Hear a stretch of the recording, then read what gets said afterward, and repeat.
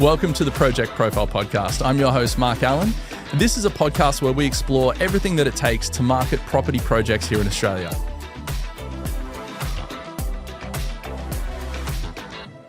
Hi, everyone, and welcome again to the Project Profile Podcast. This week, we're joined once again by Beck Jane West from our office. Hello. Welcome.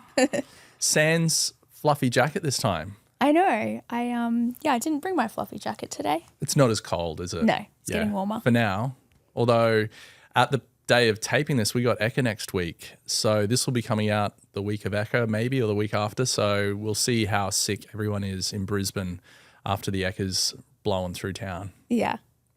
So today, Beck, we're going to follow on from our series about the different stages of campaigns that we roll out for property marketing. And last episode, we spoke about the coming soon, also called the Register Your Interest campaign. And that's the campaign that you launch before you actually launch your campaign. And it's there to generate interest and let people know that project exists, create awareness, but also to populate your email database so that you can then market to them once you're ready to take inquiries. So today we're going to switch tact, and we've already done that stage. So what comes next is the Now selling. Yeah. And so why don't you just summarize for us, like what's the purpose of this new stage? You know, talk us through it. Yeah. Well, I guess the main purpose of this stage is to sell. And so it's in the name. Yeah. Now we're going out there with more detailed information. We are introducing price points, floor plans, more detailed information for the buyer. More detail. Okay. So in the first stage, coming soon, register your interest, and we spoke about that in the last episode where you really don't have a lot of stuff that you can take to market. It's sometimes just a logo and a color palette. Yeah. A bit of lifestyle photography. So you're really just creating awareness and whetting their interest. What's that saying? Appetite? Yeah. And then this stage, now selling, it's all about educating them on everything. So you get to show them select renders, not all of them, select renders. You get to have a more detailed landing page. The website will be launched at this point. So there'll be a lot of detailed information on there about things like the development, the developer, the builder, hopefully at that stage is announced, the amenities, all of that stuff that a buyer wants to go through and read about will be on that website. And that is content that we can then take into the market for this stage. Yeah. Your content pillars, are definitely changing. And it is so important at this stage to have a really well formatted website. How you mentioned, the builder, that's so important. A lot of people, or the developer, the team behind it, the master plan, the location, the residences, the amenities, having all those little questions answered on the website. And then they, like you said, get teased out into being content pillars now. Yeah, I mean, we always say it's a 5-page website is about the standard. So you've got home, about, which is about the project.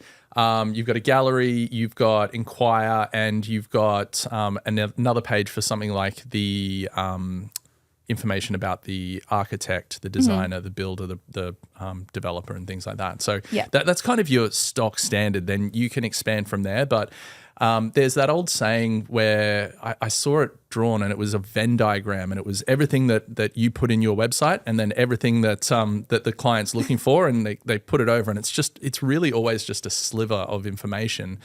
But it's good to have more for people to peruse, especially if the buying window is a long time. You want them to be coming back to that landing page, that website, and reading more about it.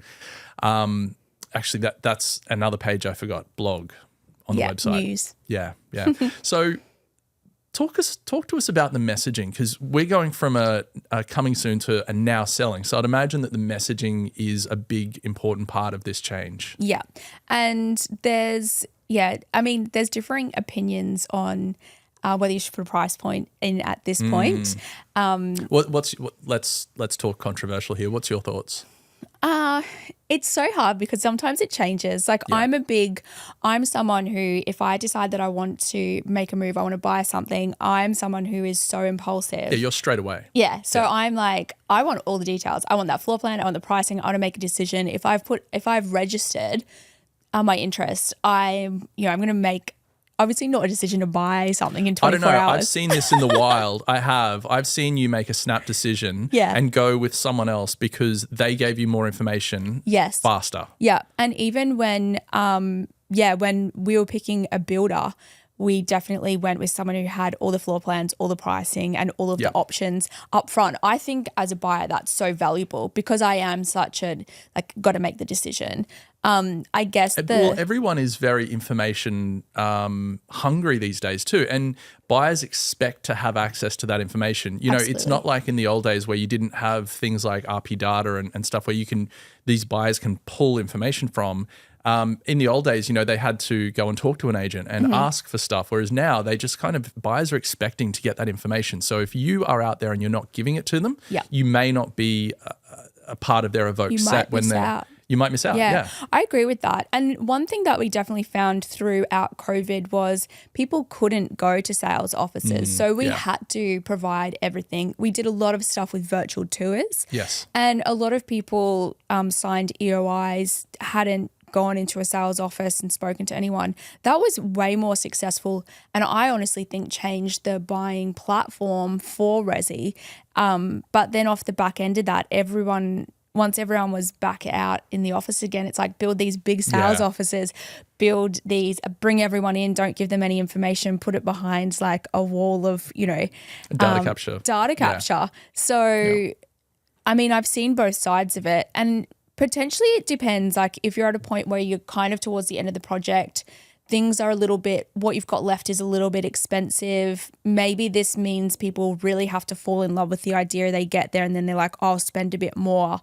Then the price point wasn't great to put out because you might have missed a whole lot of people. In the early days, price point is good because you've got your 1s and 2 bedrooms you can be priced from. So there's a little bit of movement. But yeah, and then when you're at the end, I guess too, when you've only got 4 things to sell, you only want to put the price and the floor plan out there because everyone else is going to be a waste of time if they're not looking at buying it at that price point. Yeah. I've always had this idea of not putting data capture on anything and just using pixels, which obviously we can't do that anymore. But, flirting with the idea that you put a landing page out there, you pay to push traffic to it. People can download whatever they want, but when they click the download button, it brings up specific pages with the information they can download without entering their details. But because they've gone to that page, they're pixeled differently to people that went to that page. And all of a sudden you could create these amazing buckets that you could market to more effectively. And the first time that you're asking them for their details is when they're almost at the end of the journey, which I always thought would be more powerful, but the technology has shifted, the landscape's changed, and that's no longer a viable option, which is a bit frustrating. Yeah. I don't know. I think if someone's interested in buying something and you give them all of the information, they're never then going to go like, oh, well, didn't like that. They're potentially going to get all the information. Well, they might. Yeah, they get all the info. Yeah, and that's good because they were never going to buy anyway. Yeah, a fast no. What do they say? Like, a fast no is better than something. Yeah. Well, I mean, you're only going to get really hot leads in, right? But some people like the idea of getting lots of phone calls and, bringing everyone to the sales office. So I think... I don't know. I think if you speak to a lot of sales people, they would say, I would prefer less people in the sales office, but the right people. 100%. Yeah. But then they're also like, if there's not enough leads, they're like, where's all the leads Why at? Why isn't the phone ringing? Yeah. So I think we're in the next 10 years, the sales process will completely change. I think we're kind of at that point where everyone was shopping in store and going, online sales will never pop off. But it's kind of that revolutionizing the industry as well. I mean, most people go to realestate.com. That's got the floor plans. It's got the pricing. It's got all the details. You're already putting it out there. It's already published. Why not just put it on the website in one place? I even think too, like realestate.com is a great place. If you're always... And domain. Yeah, and domain. Like all of the online guys because it's got all the details. But yeah, I mean, there's no harm putting it on your website as well. It's already there. Yeah. So let's get back to the topic here. So we've gone from now selling, coming soon to now selling. The messaging is changing. It's becoming a lot more richer in what the information is that you're putting forward. Your landing page has changed. You've updated it with a lot more information. You've put more pages on your website. Yep. What can someone who has, from a buyer's side of it, what can they expect to experience when they move from coming soon to now selling? Yeah. Well, I guess before they were kind of registering their interest, get in FOMO. Now we're giving them a brochure, go to the landing page, download the brochure. That's going to have, I guess the brochure is going to be a bit of a mini website as well, but something they can keep and they can save. And they're going to be booking an appointment. They're going to be registering to talk to a salesperson. It's gone from like, hey, do you like this idea, to like, come and chat to someone, or here's more details, here's the brochure. So that's kind of how it starts going into the now selling. It can change. Like we've done multiple, at the start, I guess it's, brochure download. Then we started get an idea for the buyer who's actually converting. Then the messaging can kind of change. Sometimes we've ran campaigns where people will download the floor plans. Sometimes you go to a landing page, people are going to take VR tours. Yep. But at this point, you're getting people's details and they're taking a very defined action. So in the beginning, you would start of a now selling campaign, you would start with a general sales message.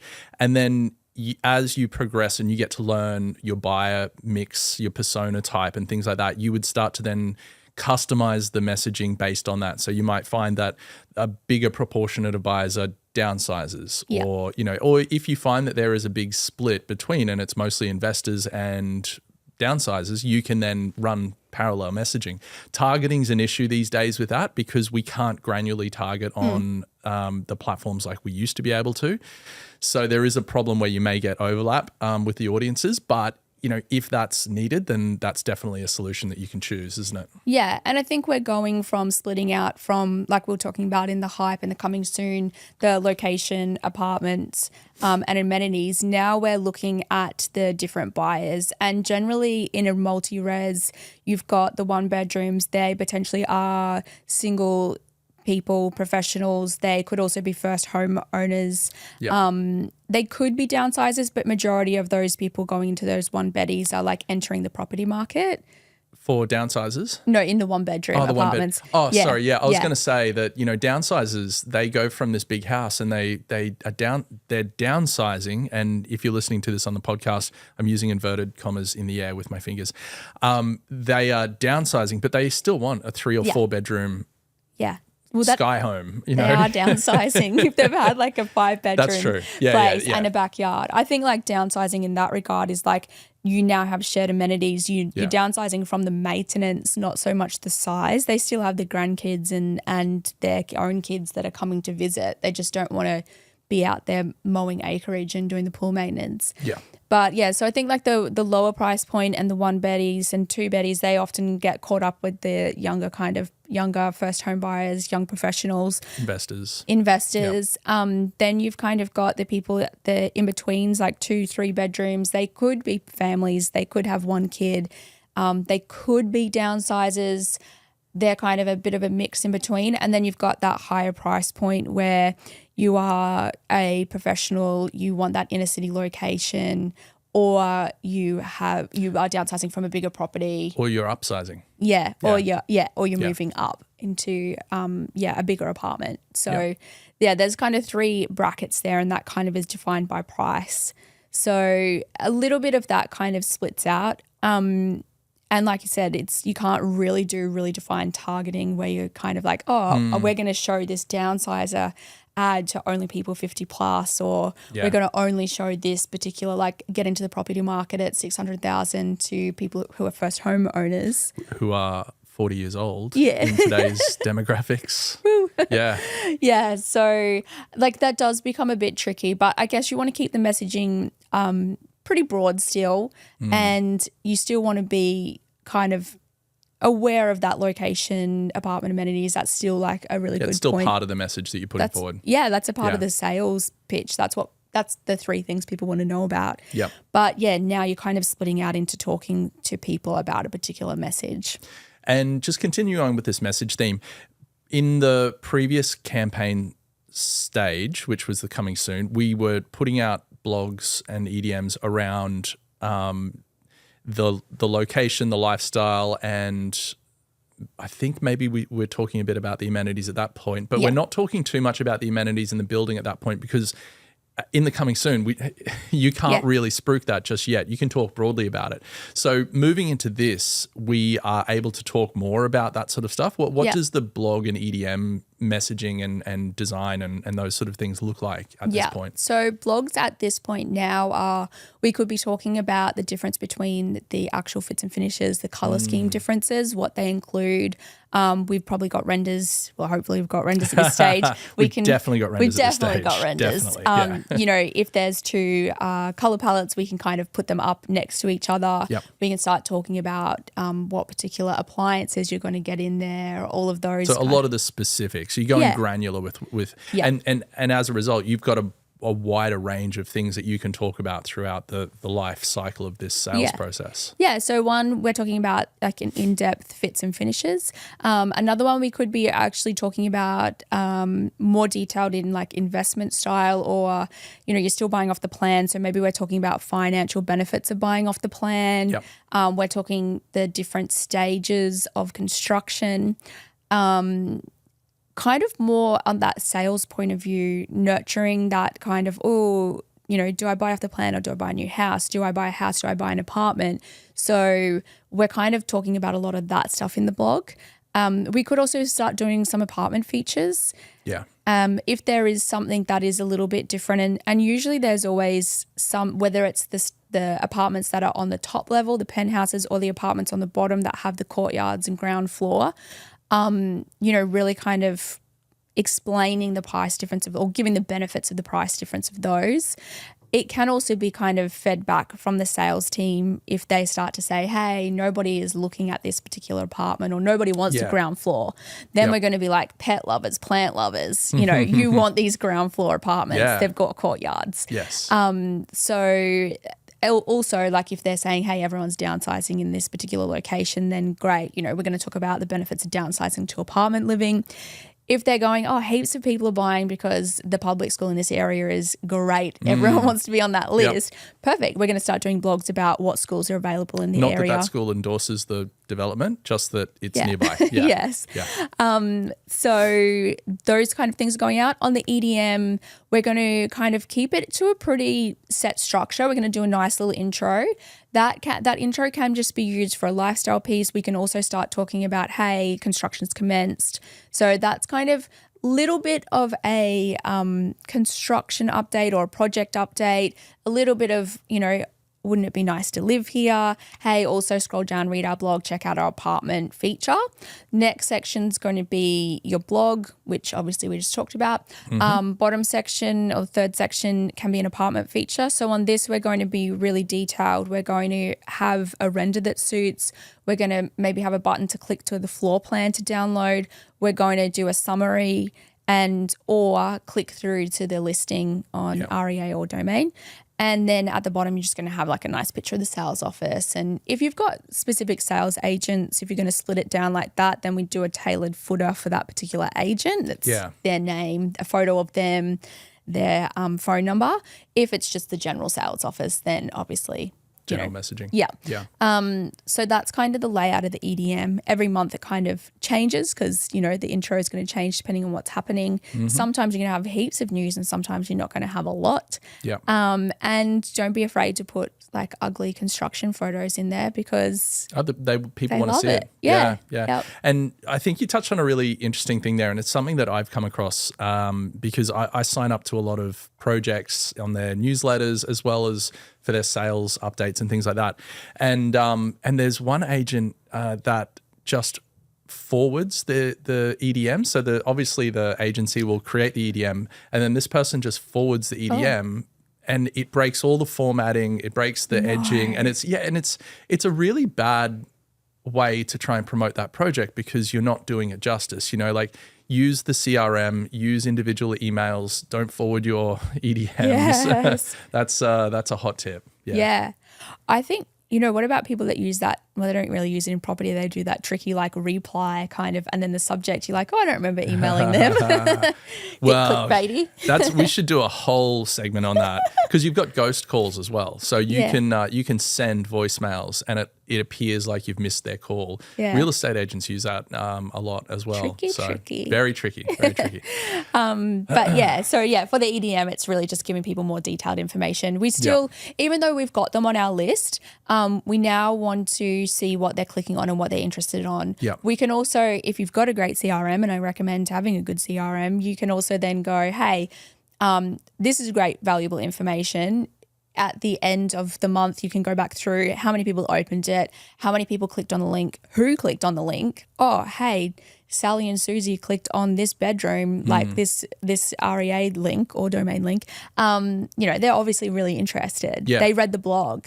And that's part of what we do for our clients as well, is we provide a click report after every EDM send.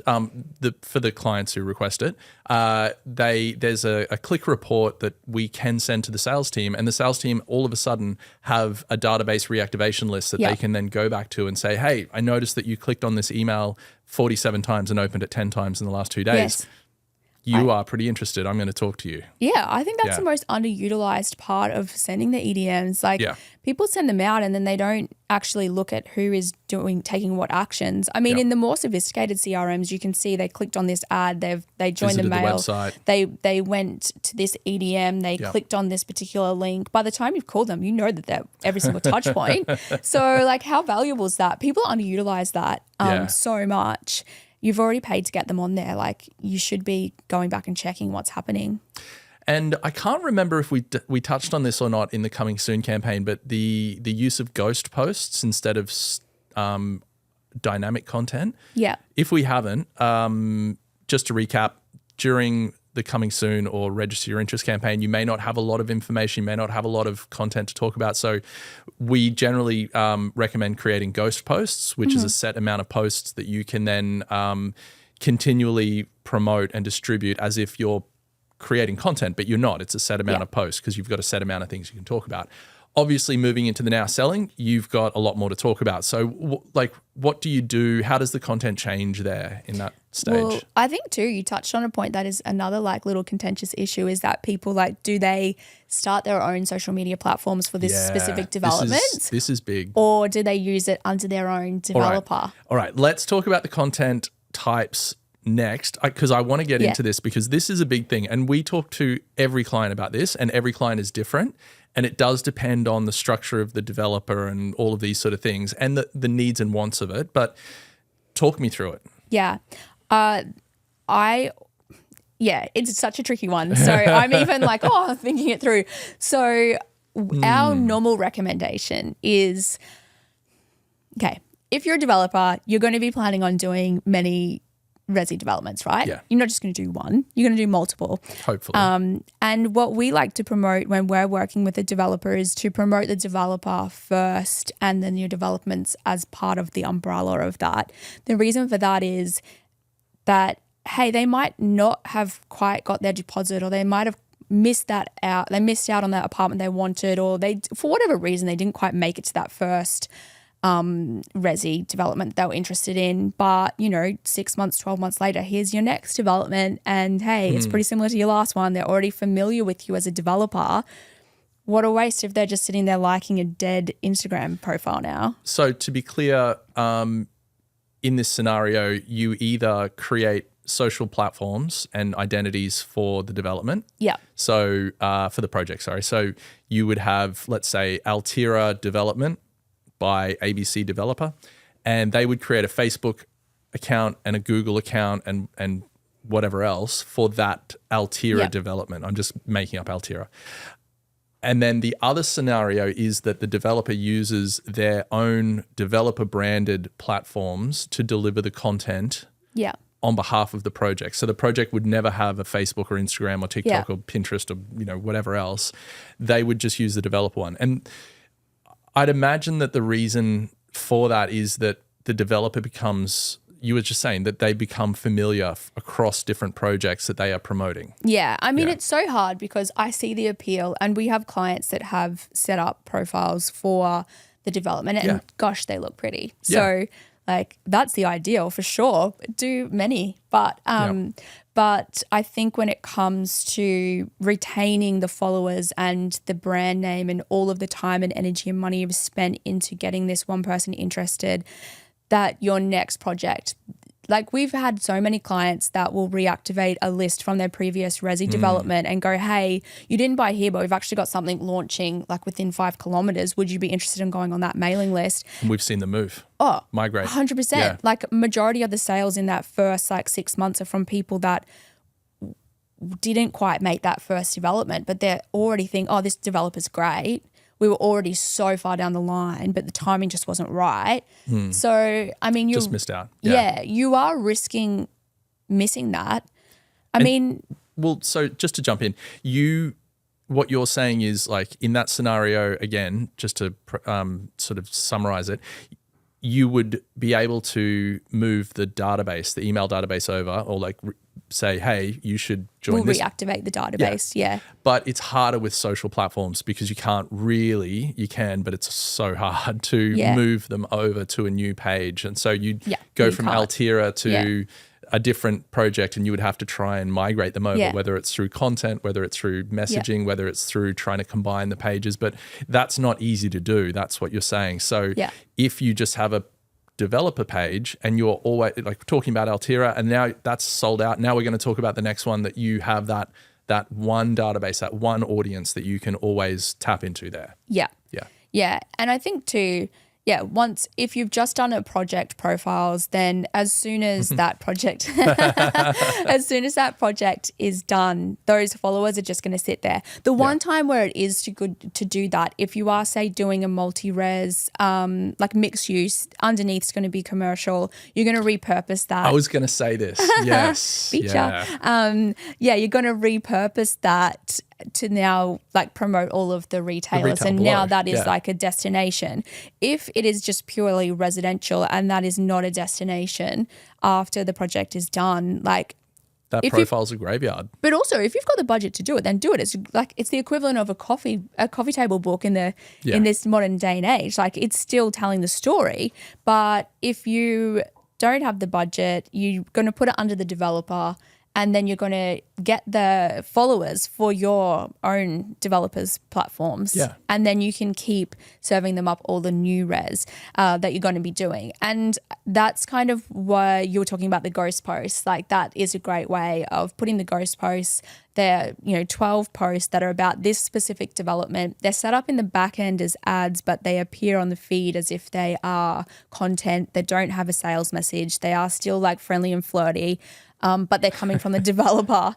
So they're still, then they're clicking on it, they're commenting, they're sharing. It still has the same purpose. They're still going into audience buckets, but just not with the intention of like download a brochure. Yeah. So. Well, let's be clear. No external links on content ever. Never. Ever. Yeah. No hashtags. No. Ever. People still love them. They do. So, and just to explain that, if you put links on your social content, you will be penalized by the platforms. They do not want you to create content that takes people off their platforms. So don't put links in your social content. And if you're going to put links in your ads, make sure you use the link function in the ad. Don't put a link in your copy. What was the other one? I felt like there was two there. Don't put that in. And then hashtags. The CEO of TikTok, of Instagram came out and said, don't use hashtags. So I don't know if you can have a more ringing endorsement on don't use hashtags. Don't use hashtags. They don't help they don't you. need them. You don't need them these days and they don't help. Yeah. So. But in that conversation of whether to do a project specific platforms or not, I would say go no. with the developer Go every with time. the developer. And that leads into something else that we do a lot of, which is developer marketing, and raising the profile, because the benefit of using the developers' platforms is that you're raising the developer in the public's eye, in the supplier's eyes, in contractors and stakeholders and investors and potential new buyers. They're all seeing that brand and they see it more often. They see it associated with different projects, and that increases trust, and trust is everything. Absolutely. If you're going to be if you're a developer and on your website you've got photos of all of your team members and all of your portfolio pieces, but then you don't have any of it on your social. Yeah. Like what? That doesn't make any sense. So feature your current current developments, feature your previous ones, because nothing is a better sell than someone goes, oh, I didn't know that they did that development. I drive past that every day. I love that one. And then they're kind of like, I'm interested in what else they're doing now. Yeah. So like, sure, if you're a small developer, it doesn't work like that. But that's happened before when I've looked at a builder or a brand and I go, oh, I didn't know they did that. Yeah. And then all of a sudden you're like, oh, I'm a little bit more interested now. Yeah. Yeah, I mean, I can think of half a dozen strong developer brands that promote themselves alongside with their projects. Yep. And they do it in a really good way. More than just putting their logo on everything, they actually tell the story of themselves as well. So yeah, all of our clients. Absolutely. Okay, so we've spoken about what changes when you move and the messaging and the EDMs and the blogs. And now we were going to talk about content. We are completely we weren't going to talk derailed. about content. We were talking about the platforms, but like when you move from ghost posts, which are talking about very generalist, wide-ranging things, not specific things, similar to the blog posts and the EDMs, you're talking more about the specifics, but you have to do this every month. You've got to come up with new posts every month. So is there any sort of standard messaging or pillars or anything that you would follow there? Like what's the change in the messaging once you go into this? Yeah, well, I guess you're going to, if we're talking about, we're putting it under the developers let's platform. talk about that. So, I mean, generally, you're going to want to aim to do one post per week for this particular development. Oh, no. So about the content for the project, not for the developer. Yeah, for the project. Okay. Like one. Yep. So if we're going to be putting if you're the developer and you're putting it on their profile, like their Instagram or their Facebook, you're not just going to have every post for the developer just on that one piece of the development, unless they're going to do their own separate one. So is that what you mean? Yeah. Well, I mean, generally, so developers will do the smaller amount of posts per week, but the project will have more posts per week for it. Is that not? Hey, you do the content. This is why I don't do the content. Yeah, well, I guess you are going to split it out. Depends how many posts you're doing per week. Yeah. So and every project's different. Yes, 100%. So if you were just doing one post a week, let's say, then you're still going to focus on that location, amenity, apartments, but now you can talk more specifically about the color palette or the differences. The fits and finishes. So exactly like what you were saying about the blog. Yeah. And like we recommended previously when we were talking about a content, like you're going to be promoting all of these posts anyway. So only the ones that you want people to see. Yeah. Yeah. So you don't so much have, as long as you've got a nice mixed message and you're promoting the posts, if you're going to have less posts, then you can probably promote them for a little bit longer. Yeah. If you're going to have more posts and you've got more content to go out, then you can just go, hey, I'm doing 3 posts a week, promote it for 7 days, just throw a minimum kind of budget on that. And then it doesn't really matter how much you're posting because it's presenting in people's feeds more through the paid promotion. Yeah.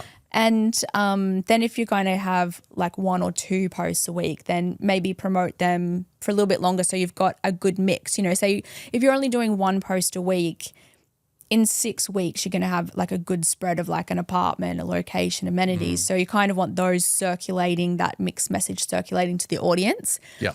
If you're going to be doing more content, then, you've already got that churn of information and stories. Obviously, like more often is better, more posts, because you've got the opportunity to put more stuff out there. But you don't want to... You don't want to bombard people. Yeah, there's fatigue. Yeah. There's ad fatigue, there's content fatigue. Yeah. Yeah. It's a real balance, isn't it? That frequency. So you want to hit, no more than 4, more than 2, no more than 4. That 3, that frequency of about 3 is about the sweet spot. Yeah. Yeah. Yeah. Yeah, and then of course it comes down to personal preference whether you want to put pricing in there. Some people don't like their pricing because they want everyone to go to the sales office, and then some people go, hey, give them everything that they want straight up. So then they make the decision and they're in or they're out. Yeah, and when we are in the Now Selling campaign, it's not just a block that we then finish when they're all sold. There's different milestones throughout there. So talk me through some of the different sections that you have. So usually now selling is obviously commences once they've actually got the contracts drawn up. You can't start selling until that's done. But you've got the floor plans and generally you've got a sales office. People don't usually start. And you've got your sales agents appointed. Yeah. I was going to say that sales office, but we've had some. The sales officers come and they go. Yeah. Well, so initially you start selling is once the contracts are done, you've appointed a sales agent. Yeah. So that's the commencement of that. Some people who are early adopters, maybe they've been on that hype. They knew that they wanted it they drive past that location. They know you as a developer. They're like, yep, that's what I want. Maybe, or they live in one of your other developments and they're buying it as an investment, or they're moving across. They're familiar with the brand. They're already in there. They're far along in the process. Yeah. So that's kind of when you first now selling. Those people early adopters kind of come on. Then there's obviously a little window of people who are a little bit funny about buying off the plan, or maybe they don't know you as a developer. So that moment from when you're like, I know about this project to construction commences, there's a lot of skeptics there that are like, meh. Yeah, we hear stories all the time from the sales team, and they say, these people, they really want to get on site. They want to have boots on ground to know that it's a real thing. And I get that. And like we say time and time again, it's all about trust. So these are people who are a bit less trusting. So you've just got to deal accordingly with them. Yeah. So generally once you've got the first now selling, then there's usually construction commences messaging. That kind of changes a little bit. Then it's more like, hey, this is happening, construction's commenced. And that's a big stage too. It is. And that changes, that brings in, introduces brand new things that you need to do. So you've got construction updates, you've got videos, you've got drone flyovers. That's a really exciting time. Yeah. And sometimes people are afraid to put those, I'm going to say ugly for lack of a better word, but the ugly kind of pictures. You've come from nice construction renders. Site. Yeah, you've come from nice renders and beautifully branded stuff, and now it's a little bit not so pretty. But also the developers are a bit iffy about what they want to show in that construction site too, only because they don't want to, show something that isn't as pretty. But they're kind of stuck too because they've got a builder who doesn't want video cameras on site at particular times. That is a difficult thing to kind of figure out. But it doesn't. What I'd recommend, still do the little video. Video is amazing if you can get people up there and they're talking, because the one thing, if you're in the industry, you're like, oh, everyone knows what this means, but they don't. They don't know the stages of construction. So do the videos or do the images. If you're worried about it sitting on the feed and that's only going to happen on Instagram, just make it a carousel and do a nice little header or quote or a reel, but then do a custom thumbnail. Oh, a cover. Okay, so they swipe across to see it. Yeah. So, they swipe across, or it starts off and then you snip the thumbnail at a quote.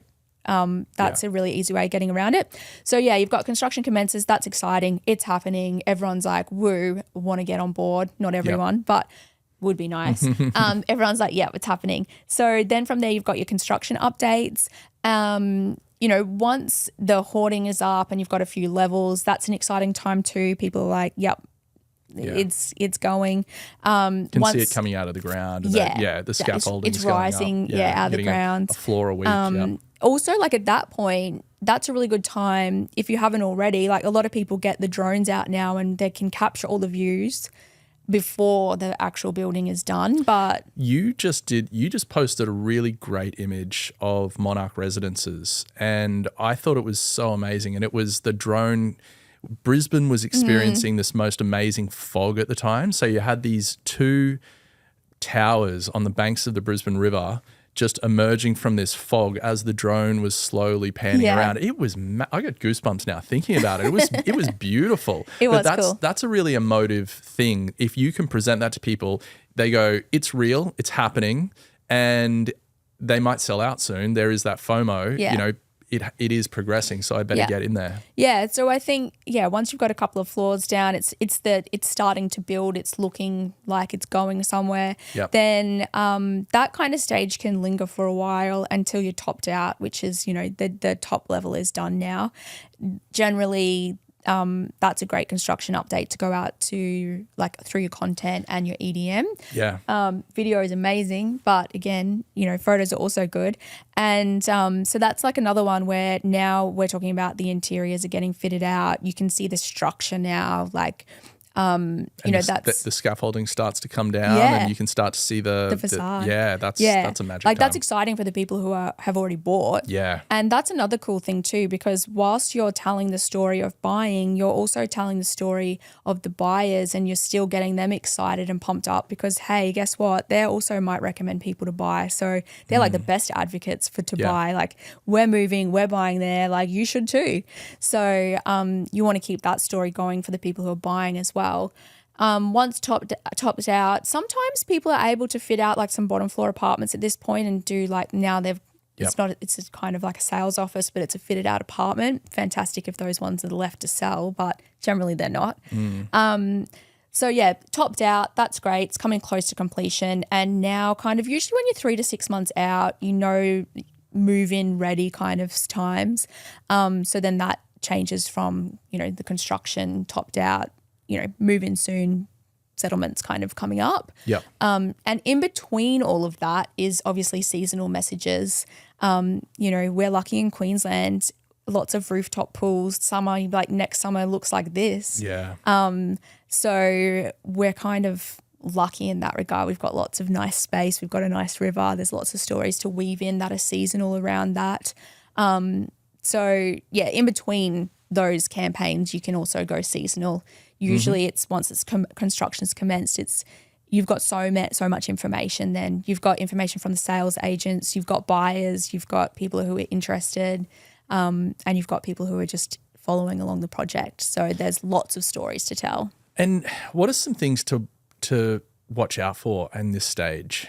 Not specifically the construction commenced or towards the end of that, but just for the whole now selling stage. Like, are there any issues that you face that you should be aware of that people could, some red flags or some errors to avoid? Yeah.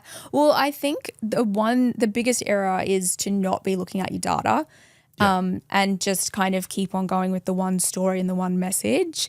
If you're not looking at what's working and you're not optimizing, that's the biggest downfall for your campaign. Generally these campaigns are running for like a year. There's messaging is changing. You want to be split testing creative. You want to be split testing copy. Realistically, you want to, by the time you're halfway through this, you want to be like, I know exactly what the buyer is. I know what they look like. I know what they like. I know that external renders work better than internals. You kind of want to have a really good idea at this point. You can only do that if you're looking at what's working. And testing it too. Yes. But having really well thought out tests there where you have clear things that you're testing. Yeah. And it's not funny for the developer, but it's funny in that lots of developers get these beautiful videos done, and like then you get like into the campaign, you're like, videos bombing. Sorry. Yeah. Well, to be clear, you were saying video works before, but that's for the construction updates and actually seeing that. But something that we find time and time again is that launch videos and walkthrough videos, they used to be optimized for social. Social tried to prioritize them as much as possible. So if you put a video up, it would convert like crazy because they would optimize that in the back end for you. Yep. Now they've moved away from video. There's what they're aiming for is so much broader. So they're not looking specifically at video anymore. Yeah. All those optimizations and things that they put in there to make them succeed have gone away. It's more of a level playing field. And we're finding that those polished, beautiful videos just don't convert as well as, renders or graphics or things like that. I think too, when you're buying off the plan, I honestly do think that buyers get render fatigue. Yeah. I've seen the renders 100 times. And I want something tangible. A lot of the time too, people don't believe the renders as well. Oh, for sure. Yeah. I mean, I'm always amazed when we see the renders and then they come out and it's like, oh, it's exactly what they said it was going to be, which it should. There was a developer or a builder, I'm going to butcher this because I can't remember who it was, but there was someone who did a side-by-side comparison of the render and the finished product. I'm pretty sure it was a builder because they were showing how close it was. But there's so much that impacts that. The render can be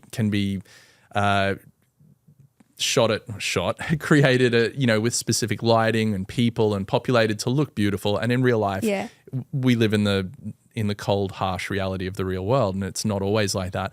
Also, there's variations that happen as the building's getting across, so it may not look like that. And for all those reasons, people sometimes don't trust those renders. Well, do you know, I think that one thing I've learned from renders, not from anyone that we've worked with, but the one thing I've learned is there's a really fine line between gold and baby poo.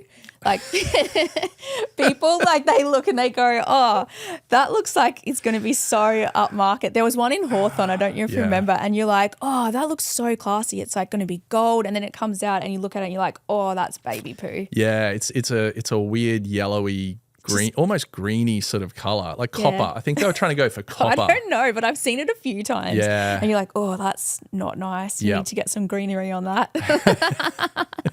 That's the only render fail. And that is another one too, is that these renders come out and the style these days are these beautiful falling waterfall plants over the edge and these beautiful, huge botanical things on the building, and then like start growing it early. Yeah, start early. But people do nail that though. I've seen people nail it, and then I've seen people fail it like 3 years after the project is done, and then they're like, dead. Oh, baby poo. There was a development somewhere in Brisbane, I can't remember where, but it was a multi-res tower, and they had a green wall.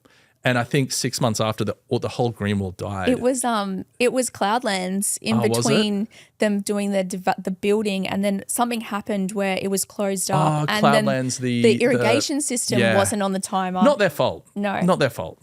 But that can happen. That was in the very early days of Cloudlands, and they killed off millions of dollars worth of greenery on the interior. But yeah, so also like we're saying, when it comes to doing the content and people do get render fatigue. One really good thing to do is when you've got your sales office, get lots of really nice photography of the sales office, close-ups of the tap, like decorate it up, put some like nice Aesop stuff in the bathroom, take some shots. You can start using those photographs through towards the close to like we're nearly completed. Yeah, it's not a render, it's real. It's nice. Image. It brings it tangible. It's like, here's the render. But if you've got that sales office and it's got the bathrooms, it's got the kitchens, you've got some furnishing, like take pictures of that, like style it up so that then, you can sprinkle it through, but you don't want a whole thing just renders. So coming towards the end, you're going to start to put in pictures of, photos of the location, photos of the actual fits and finishes, go start to bring it to life in front of them as well. Yeah. Yeah. No, it's interesting. So it's interesting the difference and those little tips and tricks that you can do to sort of capitalize on that. I think that summarizes all of this stage now. What have we got left? We've spoken about the content, the website landing page, the messaging, the advertising, the campaign structure, the different stages within this now selling stage. I think maybe the last thing to talk about is we've sold out most of the building and we're left with just basically, and this has happened a few times now, just the penthouses are left. Yeah. It's always the hard to sell ones. Yeah. It's generally, it's always like the most expensive or the bigger ones. I guess it's just a price point. And that's really just comes down to a longer timeline to get people across the line. People who are going to be downsizing into a 3 or 4 bedroom apartment in a city, that price point is upwards of $3 million. They're going to have to sell a property to move into that. Their timeline is maybe not going to realign. And a lot of developers will hold stock back anyway. Some people will we have had multiple clients where they have just a whole heap of stock left, and we kind of bundle that up into like a final release collection, make it a new. That's kind of fun, play with the branding a bit, get some updated renders, maybe get some VR for those exact apartment flows so that people can see them. Those specific ones, yeah. Yeah, like at that point it's like you've got four or five left and you just want to sell them. At that point your EDMs are really just a rotation of that exact floor plan, that exact pricing. Yeah. You're now hard selling the last bits and pieces. And then obviously that then flows on to once the building is then completed, you still might have those handful of apartments. A lot of people will pull them off for the last 6 months while the construction's getting done, they've sold enough to satisfy the finance side of things. Then once the building is completed, handover's done, they've got 4 apartments. You're going to dress them with furniture. You're going to list them on REA. You're going to be like move-in ready settlement. Yeah. Immediate settlement. And it's the sort of thing where people can put their boots on the ground. They can look at the view. They hold can on walk to the, into it. balcony. So that's kind of the tail end of that. Yeah. I mean, I don't think anyone 100% sells out. And so that, just to summarize that, that's you would package them all up. You would have a specific messaging. You'd have specific floor plans and walkthroughs just for that. And you would try and identify who the buyer is, and you would tailor the message for that package specifically to that. Yeah. Like the campaign looks something like this. One general, last remaining, ready to move in, immediate settlement. Then maybe you've got the 5, like an individual ad for each apartment, depending on how many you've got. Then that's going to go to a landing page. I mean, if you've got the budget to go individual landing page per listing, fab. If not, you're going to go to a landing page where it's got the details about all those apartments. It's got the floor plan, it's got the pricing. At this point, you're giving it all away because you just want to sell them. Yeah. Well, not giving it away, but not giving the information. Giving the information away, yeah. Yeah, because at that point, they have come along for the journey for long enough. They know it all. You don't have to withhold anything. You've probably already got their information because they've opted in earlier in the stage. And it's just about packaging it up, making the decision really easy and presenting it in a way that is attractive to them. Yeah. And there's sometimes a bit of wiggle in that last little section too. If you've gone over a financial year, people who really wanted that penthouse that were like, oh, we'll be a bit more, can't afford it. But now they're like, well, we can actually afford it. Like some people might actually upgrade to the more expensive stuff because they kind of went in at that, comfortable level and now circumstances have changed. Like that's happened before where we've reactivated the database and some people are like, hey, I want the more expensive one. Yep. Or I want to change or I want to buy 2 apartments and join them into one. There's a bit of wiggle there. Yeah. Or in worst case scenario, they crash their EOI and go for a cheaper one.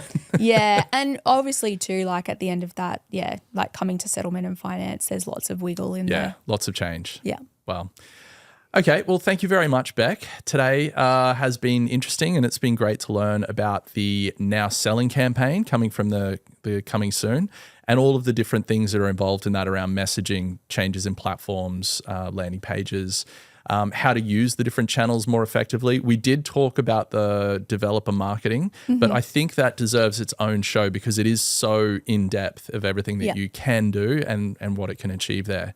But today's been really great. Thank you very much for coming in and finishing our series on the different selling stages for marketing a project. No worries. Great. See you soon. Thanks, everyone. Thanks very much for coming along on the journey today. If you're listening on YouTube, hit the subscribe button. And if you're listening on the podcast player of your choice, don't forget to subscribe. Until next time, thanks a lot.